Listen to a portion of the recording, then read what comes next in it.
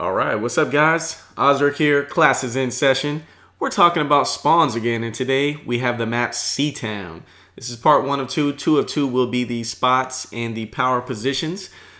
But yeah, Seatown, there's actually a lot of spawn points. There's about 8 on each side that I've personally come across. This is for domination, TDM, and kill confirmed again, like I've mentioned in my previous videos. But with Seatown, as you can see here, it's pretty much sectioned off. There's no real spawns in the middle of the map, like around BDOM, like some of the other maps do.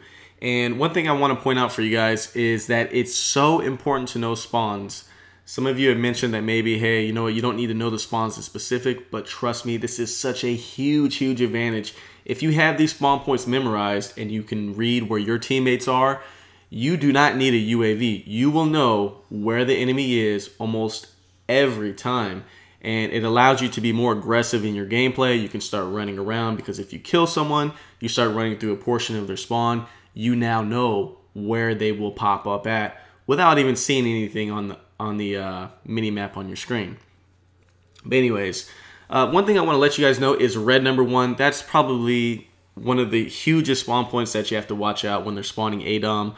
If they're not spawning in red 1, they're probably spawning somewhere around red 5 or red 6.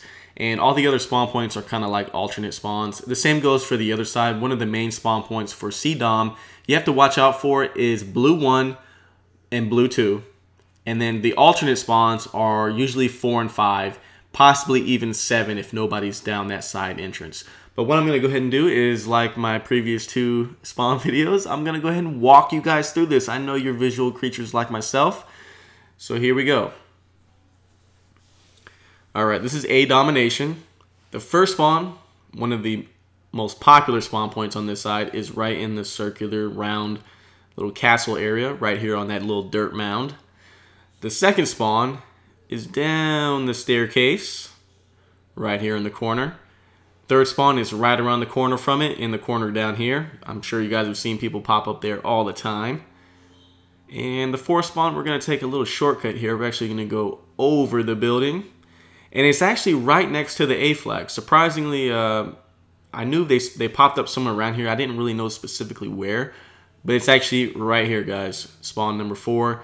5 and 6, one is downstairs, one is upstairs. The first spawn is downstairs, first floor, in the corner. Boom. Spawn 5.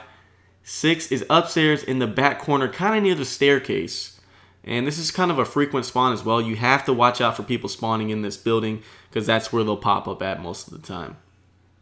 It also has another spawn point right here by the dumpsters in the corner. And there's an 8th spawn that doesn't happen very often because there's usually people in this area. So it's not usually activated, but it is possible. I've seen them spawn here many times, right there by BDOM in the corner. All right, let's go and flip to the other side. This is Charlie, C flag domination area. This is where they usually start in the beginning of a match, and they also pop up there. Spawn number 1. There's a second spawn right around the corner, right there. Third spawn is, I didn't even know about this until I was actually doing a little bit of research.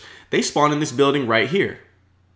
And 4 is right around the corner. Oops, made a wrong turn. 4 right here.